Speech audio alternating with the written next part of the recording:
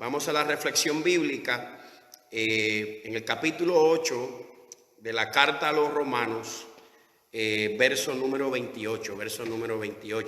Y le vamos a dar lectura a la misma en el nombre del Padre, del Hijo y del Espíritu Santo. Amén.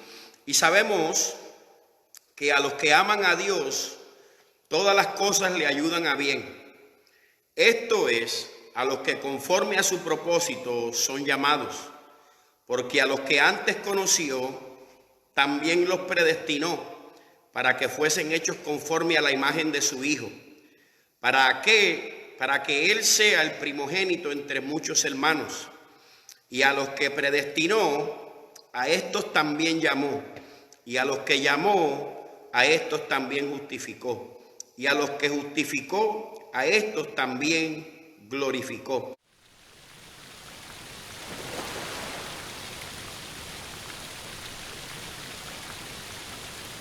Hemos venido subrayando este contexto bíblico bajo tres palabras: éxtasis, angustia y deficiencia.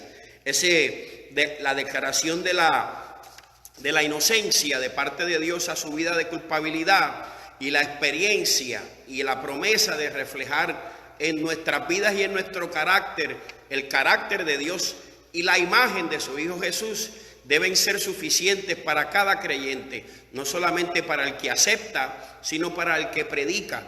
No tenemos necesidad, decíamos y queremos recalcar, que no tenemos la necesidad de adornar el Evangelio, de acomodar el Evangelio, de presentar algún tipo de proyección de venta y de acomodo, sino que con su sustancia, con su realidad, el Evangelio es una declaración poderosa. El Evangelio quiere que el hombre, la declaración del Evangelio desde los 4 evangelistas y todas las cartas nos enseñan contundentemente el éxtasis de la predicación del Evangelio, lo glorioso de la predicación del Evangelio.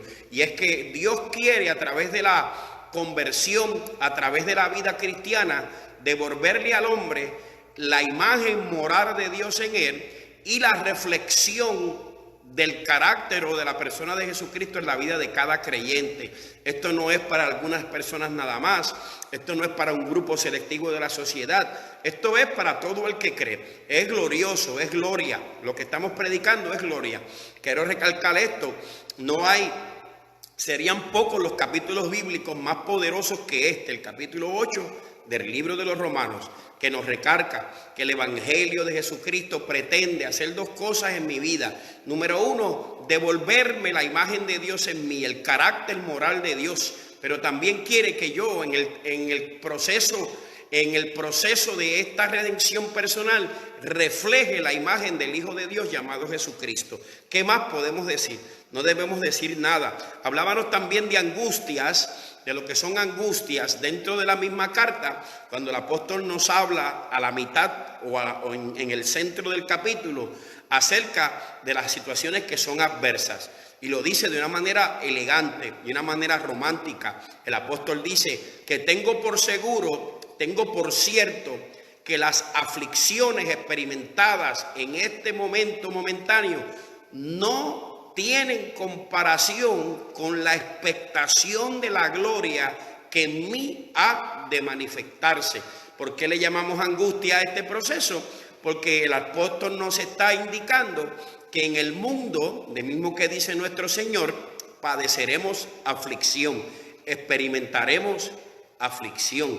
En el mundo tenemos adversidad, tendremos tropiezos, tendremos días difíciles, tendremos enfermedades, experimentaremos la pérdida de nuestros seres queridos, experimentaremos batallas, experimentaremos calumnias, experimentaremos situaciones que pudieran ser hasta vergonzosas en nuestra vida personal, pero el apóstol dice que tengo por seguro, estoy convencido, estoy definido en que estas situaciones pasajeras que experimento en este tiempo pasajero no tienen comparación con la gloria que en mí ha de manifestarse.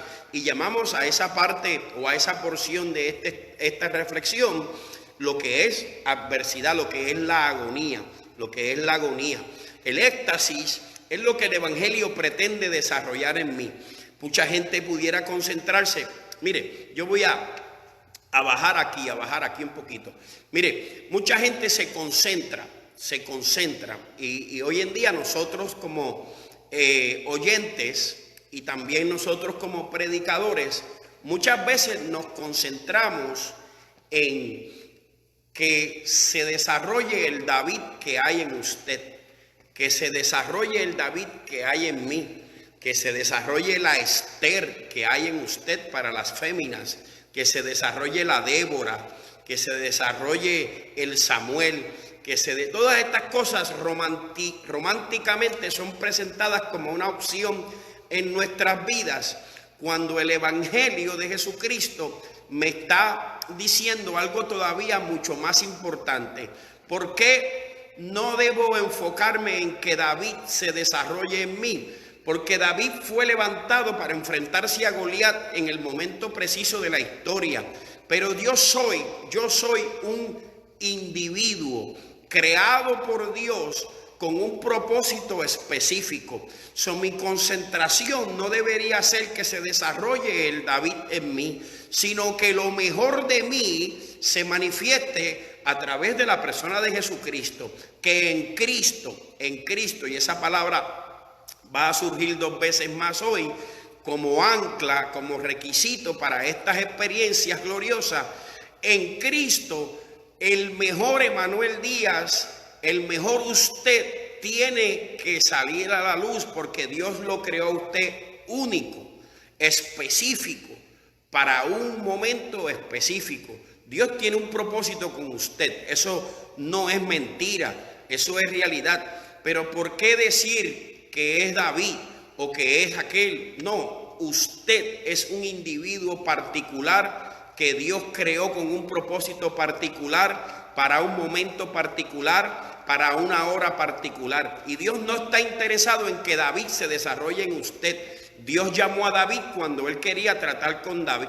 Dios te llama a ti hoy porque quiere tratar contigo hoy y quiere que tú reflejes la imagen de su Hijo Jesucristo, y no la imagen de David en la Biblia, sino la imagen de su Hijo Jesucristo. Y muchas veces nos romantizamos con estas ideas de que se levante el David que hay en mí, de que se levante la Esther que hay en mí, de que por eso Dios me permite el gigante, porque dentro de mí hay un David.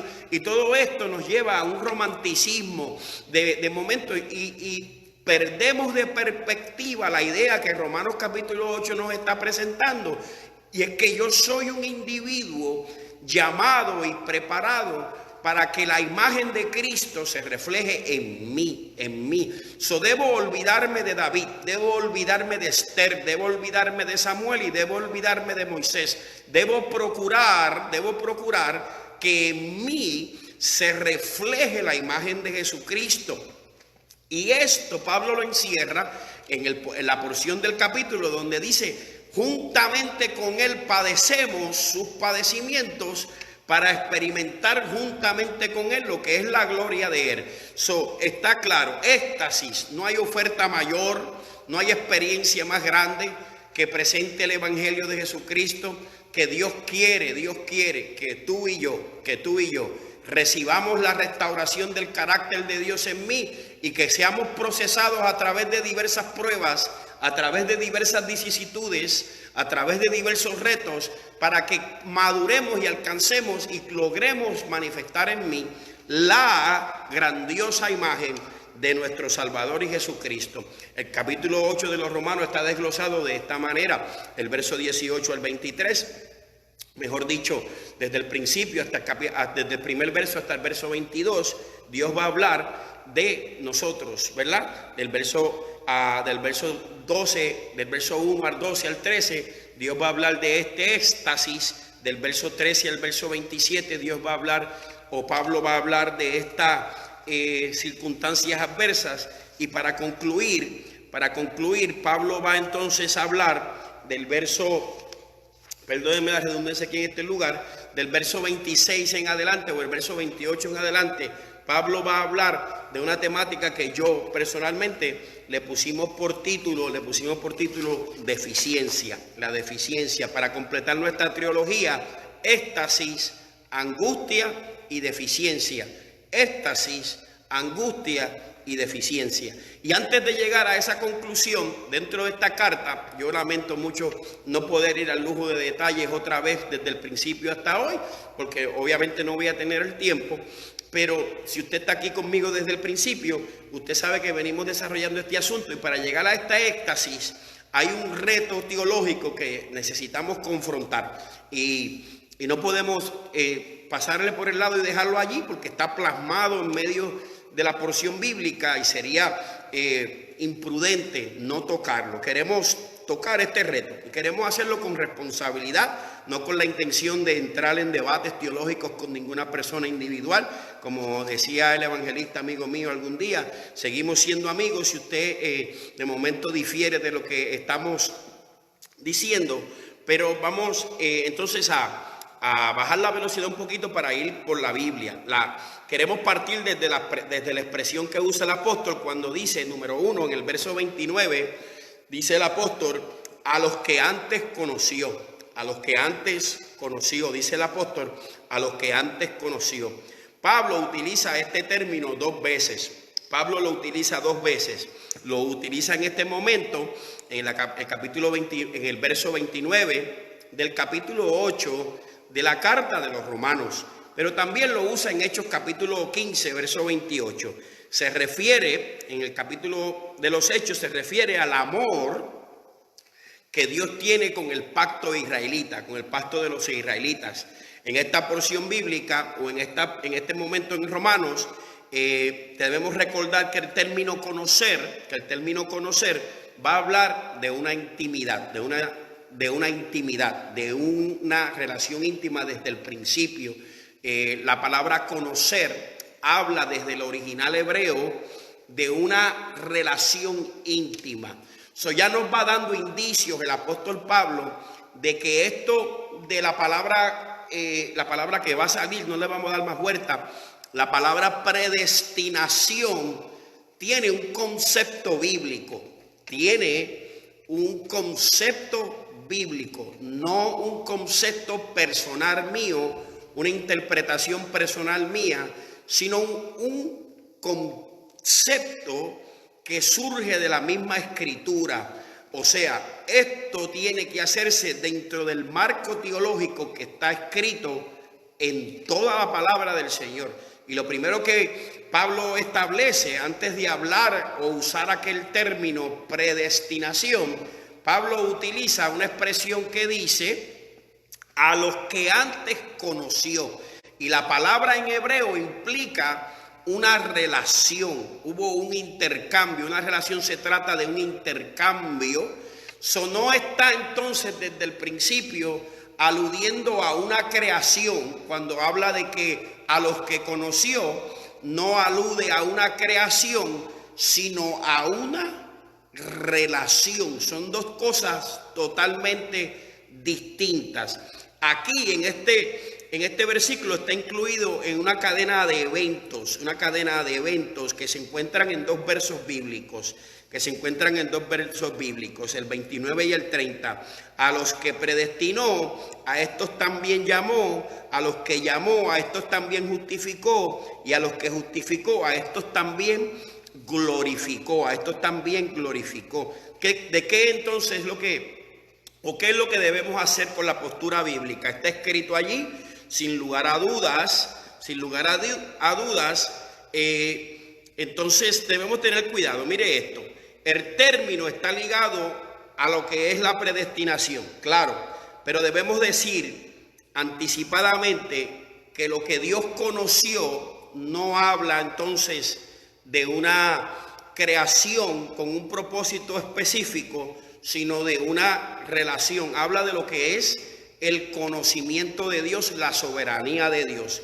Y luego entonces la elección no está basada en la respuesta de la humanidad tampoco. O sea, tenemos dos preceptos bíblicos allí que pudieran confrontarse al hecho de que hoy yo diga que yo fui predestinado por Dios para la salvación desde y sin.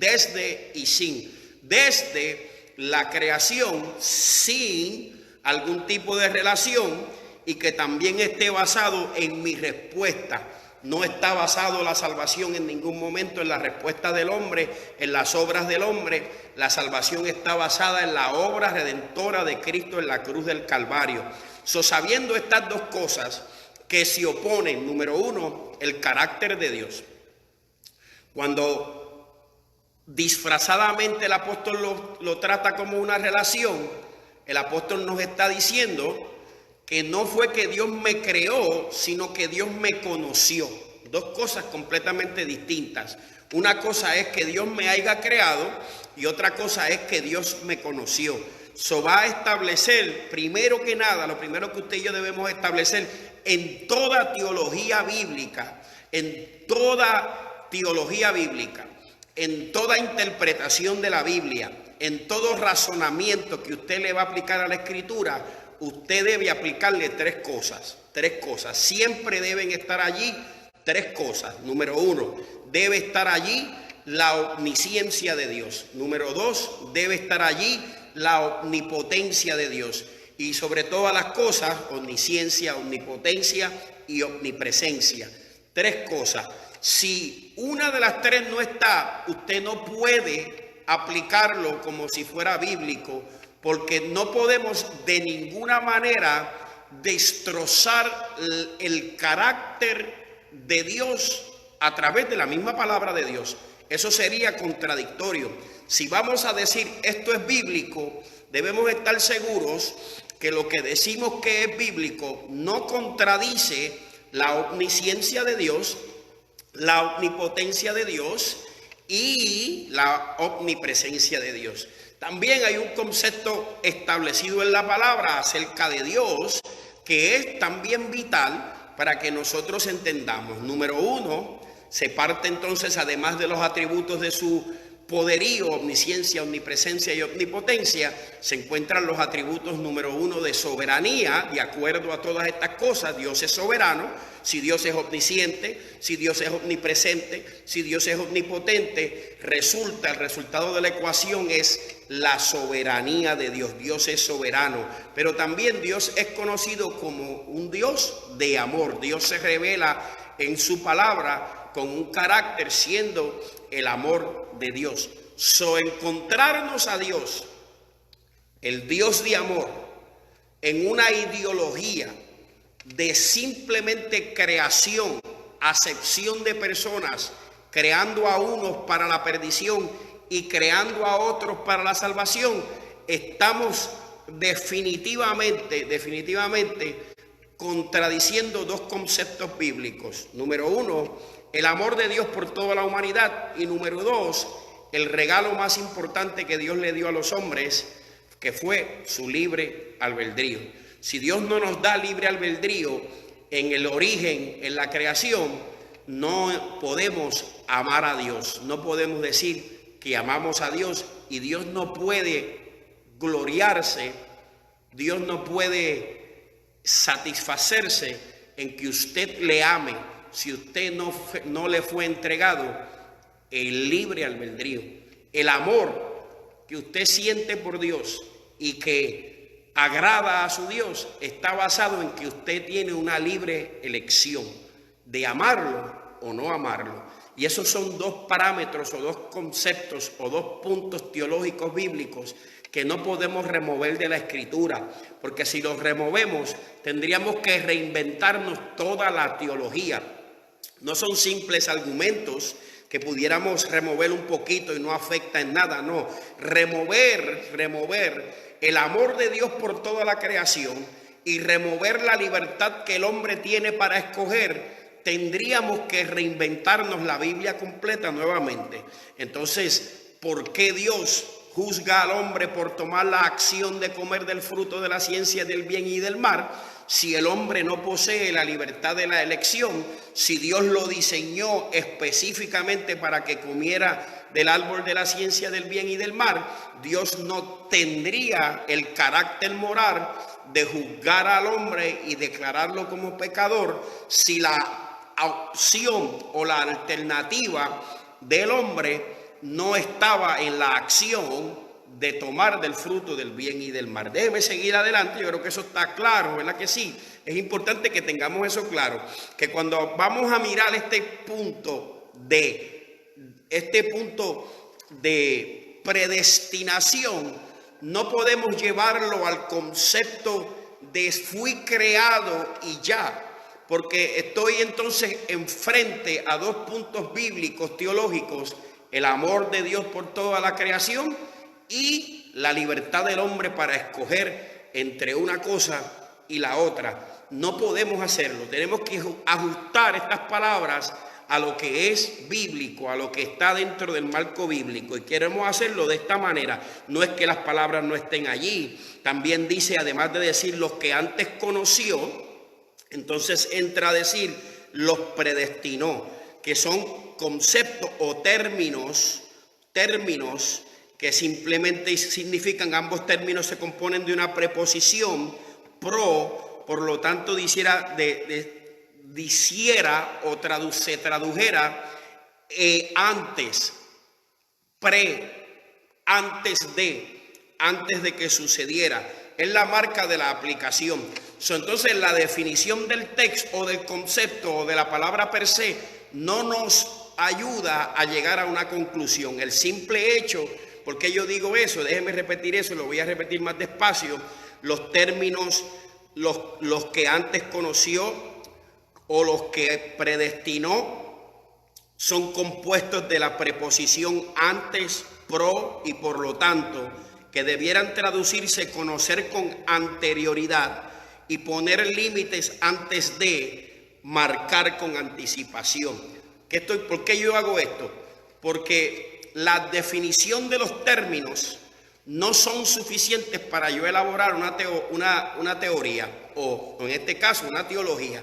El simple hecho de que la palabra predestinación esté allí, su definición per se, no son suficientes para yo elaborar una teología o elaborar una teoría.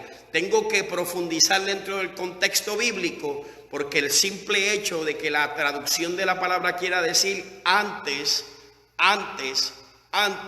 no es suficiente evidencia para yo decir que Dios creó a unos seres humanos para que se pierdan y otros seres humanos para que se salven. Usted sabe a dónde está el error. Déjeme decírselo en mis propias palabras para que usted no tenga que darle mucha vuelta al asunto. El problema está en el error fatal que cometemos a través de toda la Biblia, y es que continuamos mirando la palabra como si la palabra se tratara de mí, como si yo fuera la Coca-Cola del desierto, como si esto fuera por mí, y no miramos desde el lente divino y de la obra que Dios ha hecho desde un principio. Y para poder mirar desde la obra que Dios ha hecho desde un principio, tenemos que conocer lo que acabamos de decir. Omnipresencia, omnipotencia, omnipotencia hacen que Dios sea soberano, pero entonces el amor de Dios por toda la creación le entrega al hombre un libre albedrío a una definición de pacto. O sea, que el hombre no tiene un libre albedrío porque el hombre es alguien, sino porque Dios lo hizo a manera de pacto. Dios hizo un pacto con el hombre.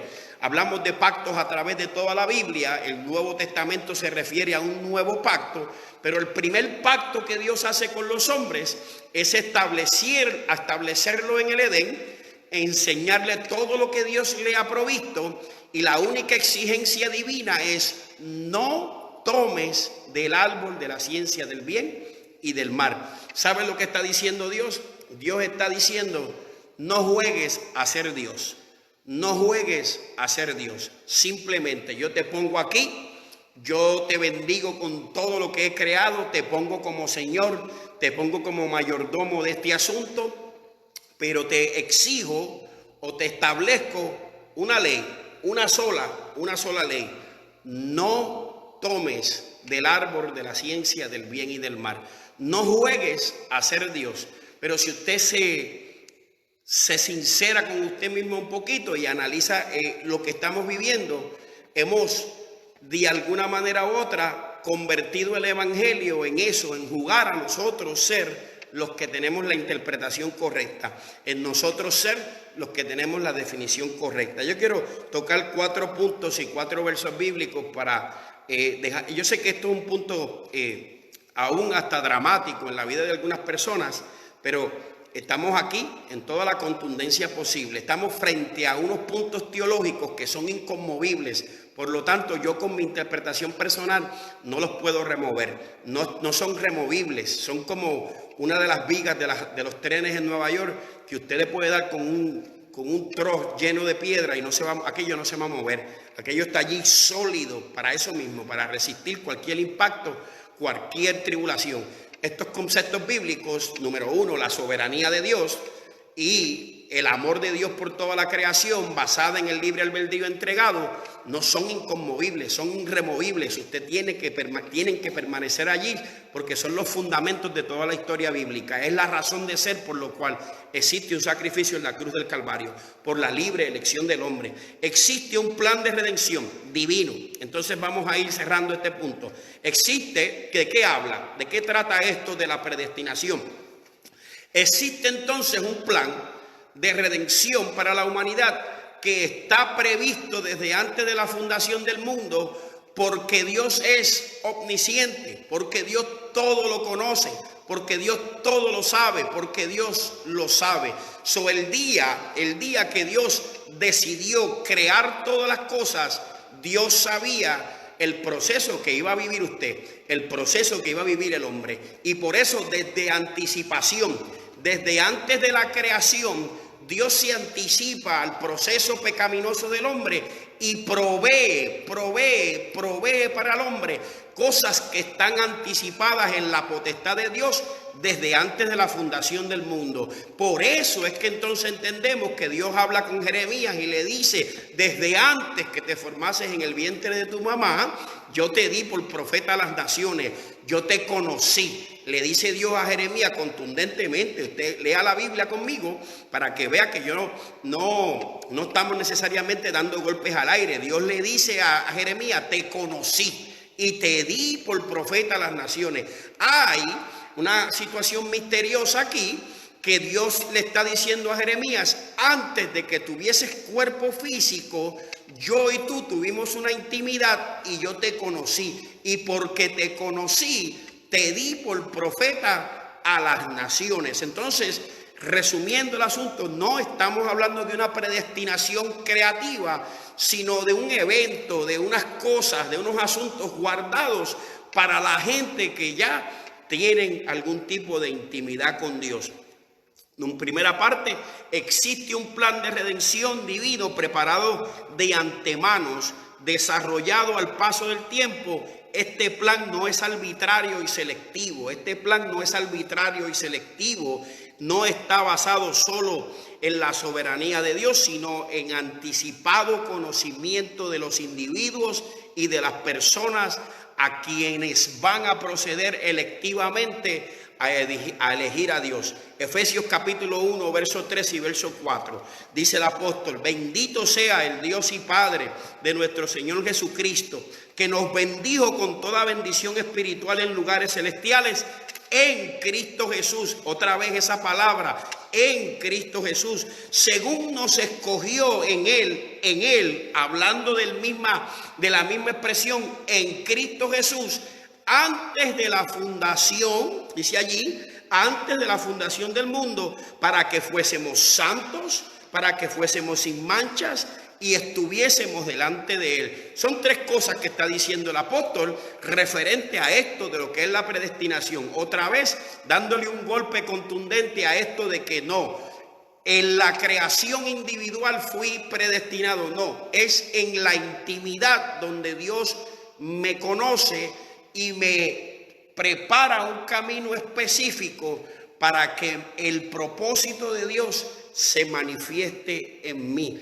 Pero antes de eso, Dios no solamente me creó, sino que está diciendo otra vez el apóstol que Dios me conoció, que Dios me conoció, que como me conoció, me preparó un camino específico para que a través de ese camino, a través de esas experiencias, a través de esos conocimientos, yo alcance mi destino o el propósito de Dios en mí, pero sigue existiendo en medio del asunto el proceso y la elección personal de ir en pos de Dios, de ir a buscar a Dios. Dice otra vez: bendito sea el Dios y Padre de nuestro Señor Jesucristo, que nos bendijo con toda bendición espiritual en lugares celestes en Cristo. Clave, es clave.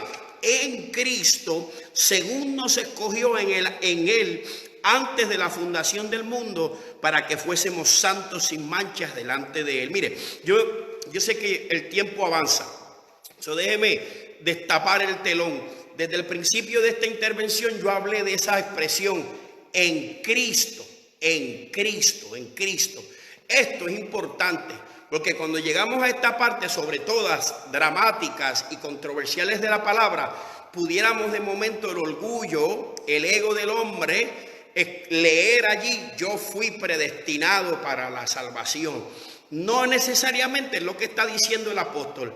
El apóstol desde el principio dijo: no hay condenación para los que están en Cristo. Y al final del capítulo él va a terminar diciendo: en Cristo no existe quien me separe del amor de Dios. Si estoy en Cristo. El apóstol viene condicionando este asunto desde un principio. No le sorprende al apóstol la posible interpretación personal que usted y yo le queramos dar a esto, sino que el apóstol condiciona todo el capítulo a una expresión bien simple: en Cristo, en Cristo. Y aquí vuelve a surgir en la carta a los Efesios diciendo que le damos gloria a Dios, bendecimos a Dios el Padre de nuestro Señor, que dice allí que nos bendijo con toda bendición espiritual en lugares celestiales en Cristo Jesús, en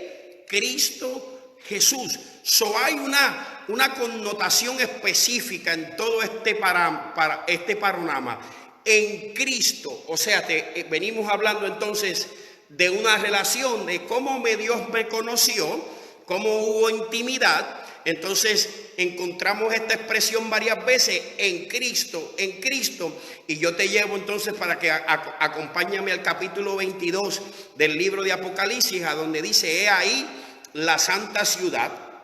Está hablando de la ciudad celestial. Mira la ciudad, mira esto, y de momento cambia la atmósfera del texto y dice: he ahí el tabernáculo de Dios con los hombres, hablando de Cristo Jesús. Hay una condición bíblica. Para decirlo en español puertorriqueño, no le demos más vuelta a este asunto. Lo que Dios predestinó no es la forma o no es la decisión de crear a fulano para aquí o a fulano para allá.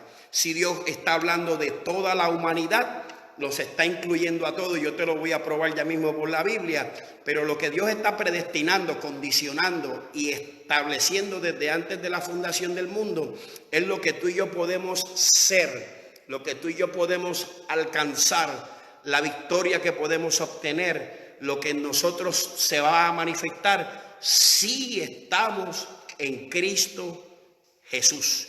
Si estamos en Cristo Jesús. Todo esto entonces, que tiene que ver con algún tipo de predestinación, tiene que, por obligación teológica, encerrarse dentro de la persona de Jesucristo. No puede manifestarse fuera de la persona de Jesucristo.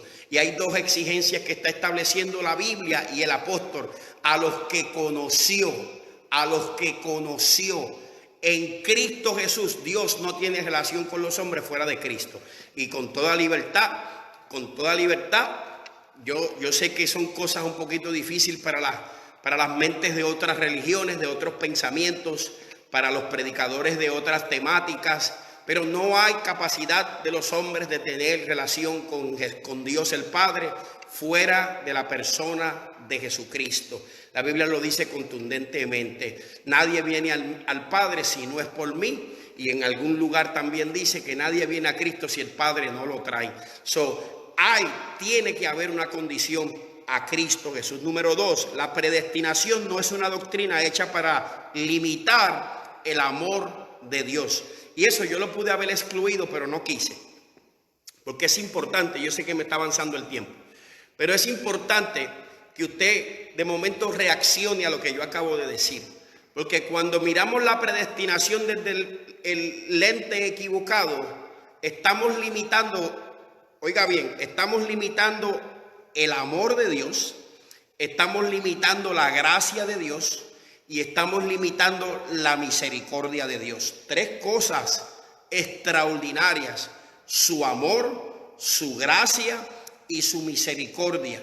Cuando decimos que la predestinación tiene que ver con los individuos que han sido escogidos, creados específicamente para esto, estamos diciendo que el amor de Dios, la gracia de Dios, la misericordia de Dios es solamente para un grupo.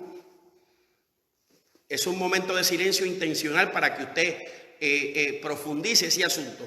No podemos decir bíblicamente, responsablemente, que el amor de Dios, que la gracia de Dios y que la misericordia de Dios son limitados para un grupo. No, responsablemente la Biblia nos obliga a decir que el amor de Dios, que la gracia de Dios, que la misericordia de Dios está disponible para todo aquel que cree, para todo el que cree, para todo el mundo. Y aún sobre los malos, dice la Biblia, sale el sol todos los días. Sus misericordias son nuevas cada mañana. ¿Usted no cree que con situaciones que sabemos de específicos, personajes específicos en nuestra sociedad hoy, usted no cree que si la misericordia de Dios no fuera paciente para con los hombres, ya Dios no hubiese consumido a 2 o 3 personas?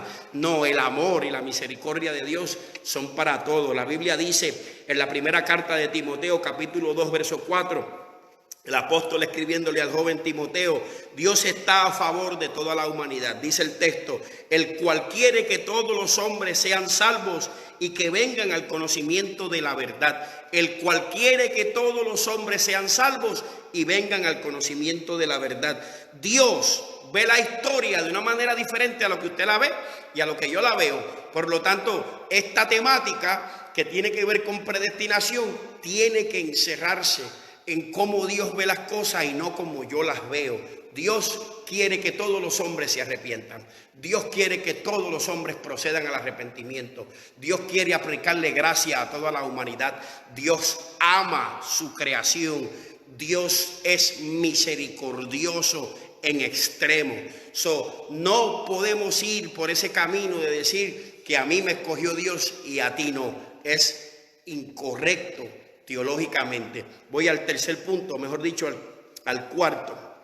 Es también, al tercer punto, es importante también agregar que la meta de la elección, lo que se pretende con la elección, no es que lleguemos al cielo solamente. Está escrito en Efesios capítulo 2, verso 10, porque somos hechura suya, creados en Cristo Jesús para buenas obras, las cuales Dios preparó desde de antemano para que anduviésemos en ella.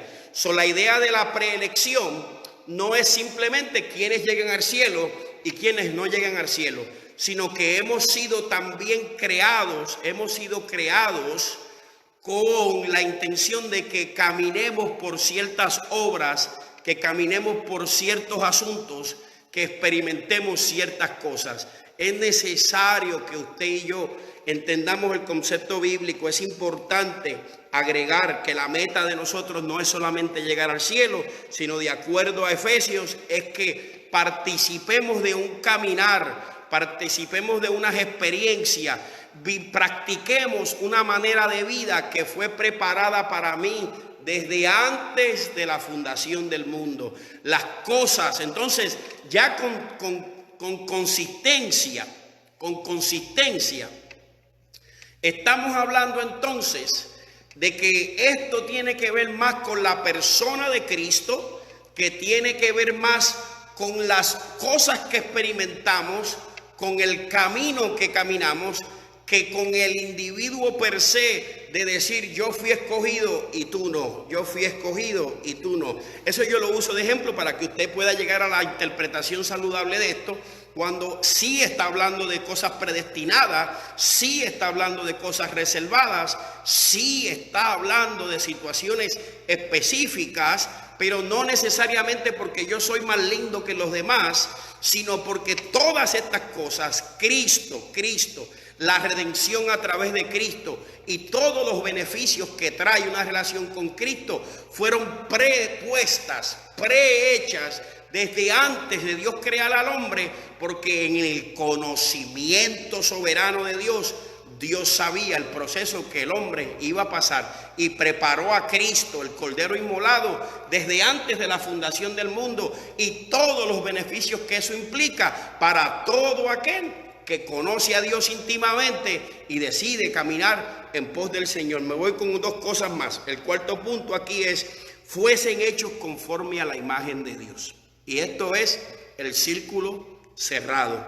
Desde que comenzamos hasta ahora, esta es la gloria de este asunto, de que la Biblia está diciendo que toda esta cuestión reservada, todo este plan divino, todo este propósito eterno, no tiene muchas cosas importantes, solamente esta, y es que en estas personas que conocen a Dios, que entran en una intimidad con Dios, que se refugian en Cristo, está preservado el participar de la imagen de Cristo en nuestras vidas, para que Él sea, dice la expresión, el primogénito entre muchos hermanos, para que Él sea el primogénito entre muchos hermanos. Permítame volver atrás y ya vamos cuadrando. Es importante que usted y yo entendamos esto. Fuésemos hechos conforme a la imagen de su Hijo.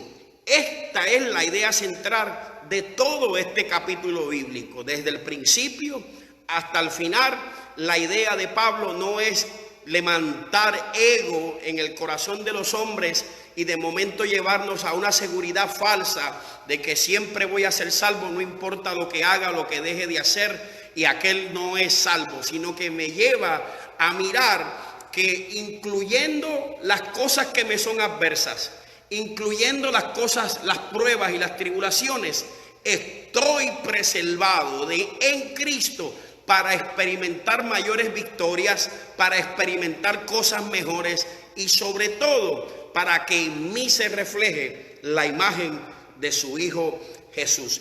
Esto implica, mire qué hermoso. Yo puse un verso bíblico en los otros 3 puntos, en este busqué 2. Pablo dice a los Gálatas en el capítulo 4, verso 19: hijitos, porque por quienes vuelvo a sufrir dolores de parto hasta que Cristo sea formado en vosotros. Pablo, escribiéndole a los Gálatas en medio de algunas conversaciones, les dice: hijos, por quienes vuelvo a sufrir dolores de parto hasta que Cristo sea formado en vosotros. Efesios, otra vez, capítulo 4, verso 13, dice entonces: hasta que todos lleguemos a la unidad de la fe y del conocimiento del Hijo de Dios, a un varón perfecto, a la medida de la estatura de la plenitud de Cristo, de la plenitud de Cristo, de la plenitud de Cristo, de la plenitud de Cristo, de la plenitud de Cristo. Entonces, debemos concluir que esta cuestión o esta presentación de las cosas predestinadas no debe tomarse fuera de un contexto para gloriarme en mi yo, en mi ego, sino que debe tomarse dentro de todo el contexto bíblico para entender que en Cristo Jesús está preservada, reservada, preparada para mí una experiencia gloriosa a través de todo el proceso cristiano. Por eso es éxtasis, angustia y deficiencia. ¿Por qué deficiencia? Es simple. Usted me permite esta prerrogativa y yo termino. Mire por qué es deficiencia. Porque de alguna manera u otra nuestra actuación en este proceso siempre va a manifestar alguna deficiencia, la suya y también la mía, porque esto es un proceso que el apóstol escribe en la carta a los Filipenses capítulo 3 verso 12. El apóstol escribe de esta manera y dice: no que lo haya alcanzado ya, ni que ya sea perfecto, sino que prosigo por ver si lo logro hacer aquello por lo cual fui también logrado,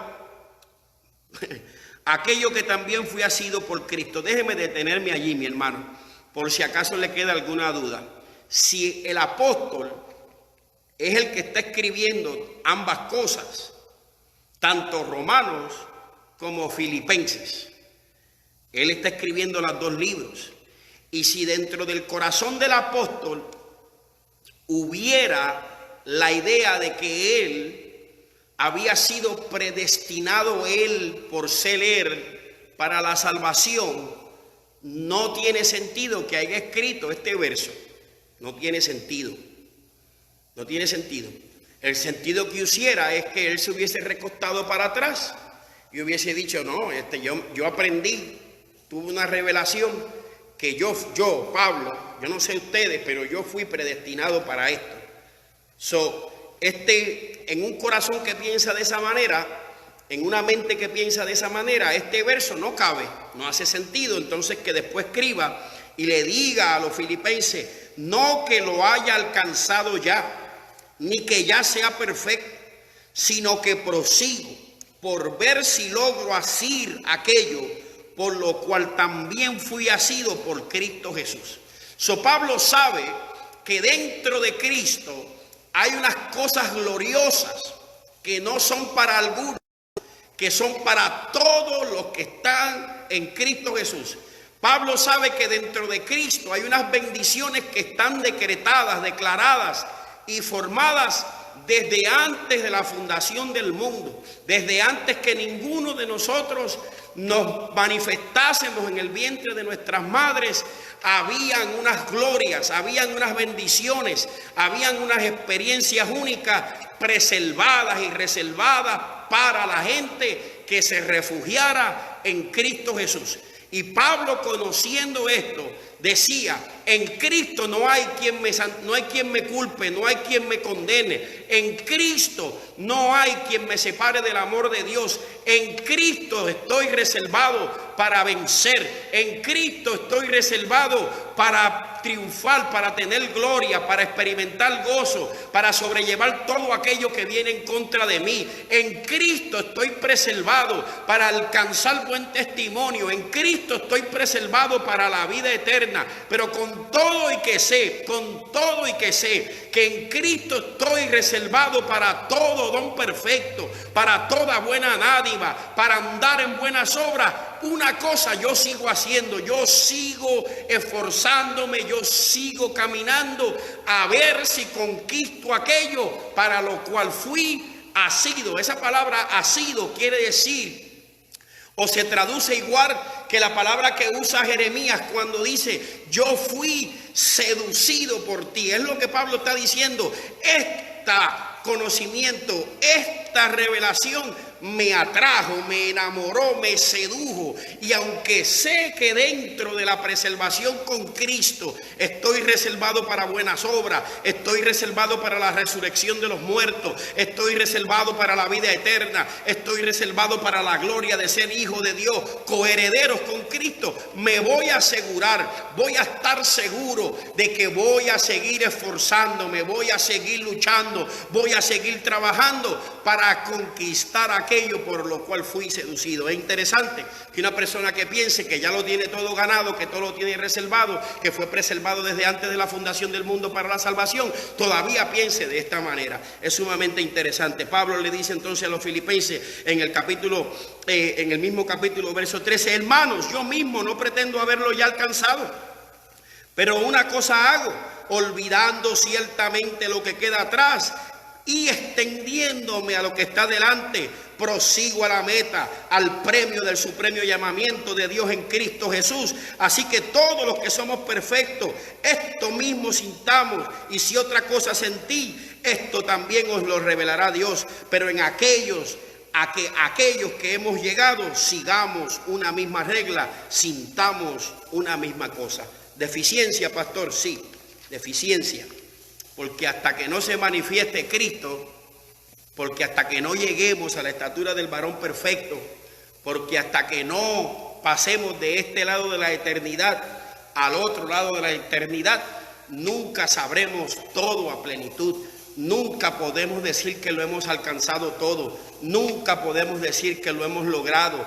Nunca podemos decir que ya triunfamos. Debemos tomar la actitud de este hombre y saber todas las bendiciones que están preservadas para mí, todas las cosas que Dios ha guardado porque me ama, pero luchar hasta el último momento de mi vida por asegurarme que no me voy a extraviar de este camino. La vida cristiana tiene un solo ideal, y para mucha gente el ideal de la vida cristiana es simplemente llegar al cielo. Para mucha gente, lamentablemente, el ideal de la vida cristiana, usted me permite 10 minutitos más y yo termino. El ideal de la vida cristiana es simplemente llegar al cielo. Por eso las predicaciones vacías y las predicaciones de ofertas al mejor postor tienen auge en medio de nosotros, porque realmente no nos importa mucho el cómo caminamos, el cómo conducirnos en la vida, porque nuestra única meta es llegar al cielo. Eso no es lo que la Biblia nos enseña. La Biblia establece que hay unas obras, hay un caminar que es para esta tierra, que es para este momento. Jesús lo dijo de esta manera, y yo sé que esto es retante, pero está escrito y te lo tengo que decir. Jesús lo dijo de esta manera: sed pues vosotros perfectos, como vuestro Padre que está en los cielos es perfecto. Este es el ideal del evangelio. Este es el ideal del cristianismo, y es de que asumamos en nuestra vida la capacidad, la postura, y nos pongamos en la posición de reflejar la imagen del Hijo de Dios aquí en la tierra. La imagen del Hijo de Dios aquí en la tierra. Por eso Pablo insiste, persiste y requete persiste en que no lo hemos logrado, no hemos alcanzado. Porque cuando Pablo escribe entonces y dice: hasta que todos lleguemos a la plenitud de la fe, a la estatura de aquel varón perfecto en Cristo Jesús, no podemos dejar de trabajar. No podemos dejar de trabajar. Mire, yo concluyo con estas cosas. Mi actuación es deficiente porque todavía experimento batallas, porque todavía experimento fracasos, porque todavía puedo experimentar ceguera, todavía puedo tomar malas decisiones y todavía puedo ignorar muchas cosas. Usted quizás pensaba que la palabra deficiencia venía a atacarlo. No viene a atacarlo, sino a que usted reflexione en su realidad actual, que todavía usted y yo somos capaces de enfrascarnos en batallas y fracasar. Todavía podemos andar un poco ciegos, todavía podemos tomar malas decisiones, todavía podemos practicar ignorancia, y todo esto es realidad deficiente en nuestra vida física, en nuestra actualidad. La vida cristiana entonces tiene por obligación que llevarnos a la concientización y a la consideración, no solamente de que un día me espera la patria celestial, sino la responsabilidad que tengo de crecer, madurar y alcanzar, reflejar la imagen del Hijo de Dios aquí en la tierra. Necesitamos siempre conocer más de Dios. Siempre necesitamos conocer más de Dios. Siempre necesitamos esforzarnos para asemejarnos más a Dios. Pastor, pero usted está hablando de obras por la salvación. No estoy hablando de obras por la salvación. Estoy hablando de la experiencia de la salvación. Me lleva a esforzarme, a parecerme más a mi Salvador. Eso es lo que estamos hablando. No es que me estoy esforzando para ser salvo. No creo así. Creo que la salvación fue comprada a precio de sangre en la cruz del Calvario. Pero como recibí, acepté y creí en el varón de la cruz del Calvario, me debo esforzar a que mi vida refleje su carácter cada día, a que mi vida refleje su amor cada día, a que mi vida refleje su fe, su imagen en mí debe ser prioridad, su imagen en mí debe ser mi meta, no debe ser simplemente llegar al cielo. No necesito que me digan que el David que está en mí debe salir para afuera, que el David que está en mí debe pelear, que la Esther, que la Débora. No necesito a Débora, no necesito a David, solamente necesito permitir que yo mengüe y él crezca, que se refleje en mí la persona del Hijo del Dios del cielo. Lo más hermoso, lo más glorioso que hombre en la tierra pueda recibir es la promesa de que alguien nos diga: te pareces a Cristo. Alaba a Dios si puede ahora. Mire, cuando a mí me dicen que yo me parezco a mi hermano, a mí me da orgullo santo. Me da porque mi hermano es una persona que yo respeto, que admiro, en mi sangre. Y todo el mundo dice que nos parecemos mucho. Y yo me siento halagado cuando alguien me dice: ustedes dos se parecen. Gloria a Dios por eso. Pero que alguien me diga: te pareces a Cristo. Y posiblemente usted está pensando: pero Cristo no era puertorriqueño. Cristo tenía barba. Yo no tengo barba. Medía 6 pies de estatura. ¿Ve? Entonces la imagen física que Hollywood ha proyectado en tu mente no te permite avanzar en tu relación divina, porque no se trata de la imagen física que proyectó Jesús en el momento que caminó la tierra. Se trata de lo que dice la Biblia en Isaías, cuando dice: sin atractivo para que le deseemos. No se trata de yo tener nariz perfilada, ojos verdes y pelo rubio. Se trata de mi carácter, de mi forma de andar, de mi forma de hablar, de la práctica del amor de Dios en mi vida, que se parezca, que refleje el carácter del Hijo de Dios que fue entregado por mí. Ser todos los días, buscar amarle a Dios cada día más. Es una exigencia suya para usted y para mí. Amarle cada día más. Obediencia. Debemos ser crecientes en obediencia. Debemos experimentar a plenitud lo que Jesucristo reflejó aquí en la tierra. Puesto los ojos en Jesús, autor y consumador de esta fe, una cosa hago, dice el apóstol: prosigo a la meta, al supremo llamamiento que es en el Hijo de Dios. El apóstol concluye con una de sus expresiones más hermosas, cuando dice, o yo concluyo con una de las cosas más hermosas que dice el apóstol, cuando dice que él viene a ser entonces el primogénito entre muchos hermanos. El primogénito entre muchos hermanos. Por eso comenzamos esta disertación. Porque no hay condenación para los que estamos en Cristo Jesús. No hay quien nos separe del amor de Dios. Y las bendiciones eternas están reservadas para mí mientras permanezca en Cristo. Porque Él ha venido a ser el primero entre muchos hermanos. Esta palabra primogénito, prototokos, es usada en la Biblia en varios sentidos. En el Antiguo Testamento habla de distanía o de jerarquías familiares. El primero nacido en la casa. En muchas expresiones es el primero en abrir la matriz de la mujer. El primer varón nacido en la casa viene a ser el primogénito de la casa. Pero realmente el apóstol está hablando de Jesús no como un ser creado, sino en la manifestación de su humanidad, en el testimonio vivo aquí como ser humano. Viene a ser el primero en la resurrección y el primero entre todos nosotros que hemos sido llamados a triunfar, preservados en Él. Habla de Él, de la gente de Dios en la creación, de el agente de Dios en la creación. Esto es el éxtasis de la revelación bíblica. Y es que hay un agente en medio de todo lo que fue creado que es divino, Hay un agente, hay una entidad divina que se manifestó en la creación. Todo fue hecho por Él y todo fue hecho para Él. Todo fue hecho por Él y todo fue hecho para Él. Conocido como un ente o un agente manifiesto en toda la creación, que hoy es prometido y necesario en la vida de aquellos que pretenden imitarle a Él. No podemos vivir vidas fructíferas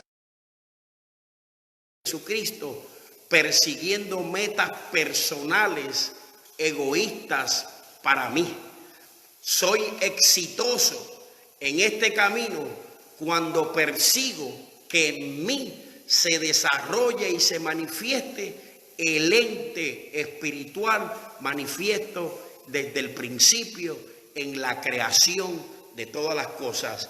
Cristo Jesús, el Espíritu de Dios, la imagen de Dios en mí es la prioridad a la cual yo fui llamado.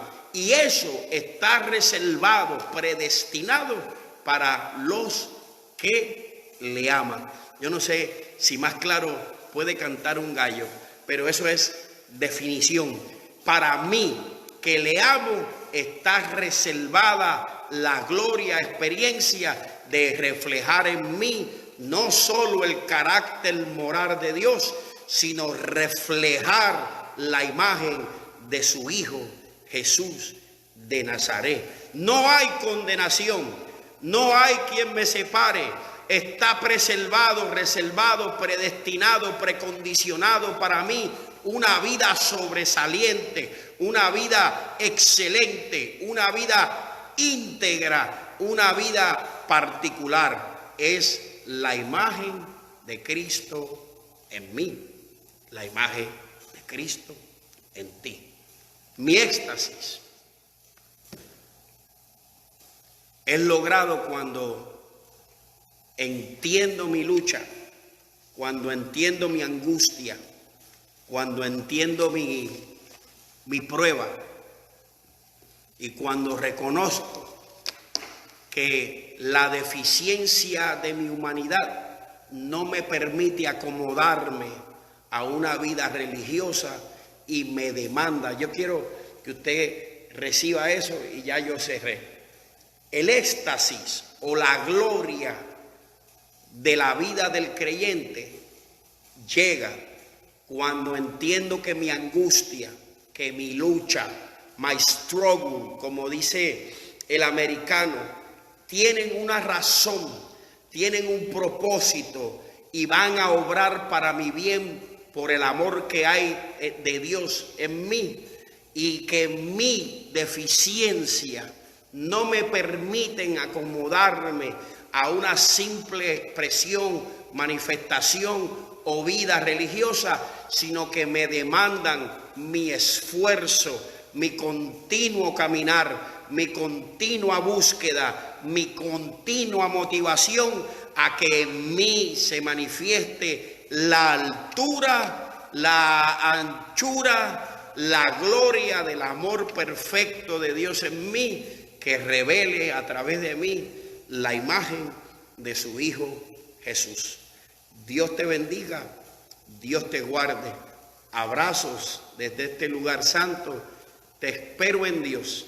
Que esta reflexión bíblica sirva para que motivarte a buscar de Dios con temor y con temblor, a buscar su presencia, no porque me voy a perder, sino porque te estás perdiendo la experiencia gloriosa de reflejar en esta tierra la imagen del Hijo de Dios, porque te estás perdiendo el beneficio en esta tierra de las cosas que Dios ha reservado para los hijos de Dios, porque nos perdemos la oportunidad de, a pesar de tener adversidad, de a pesar de tener enfermedad, de a pesar de vivir en situaciones diversas, te pierdes la experiencia de experimentar victoria en frente de todo aquello que se pone en el medio de nuestro camino. Nos perdemos la oportunidad de que no hay condenación en mi mente ni en mi corazón,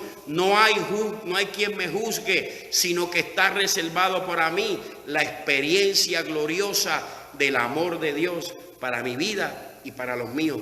no es solamente cuestión de llegar al cielo o perderme el cielo, es perderme en esta tierra la gloriosa experiencia de caminar con Jesús por encima de las aguas. Dios te bendiga.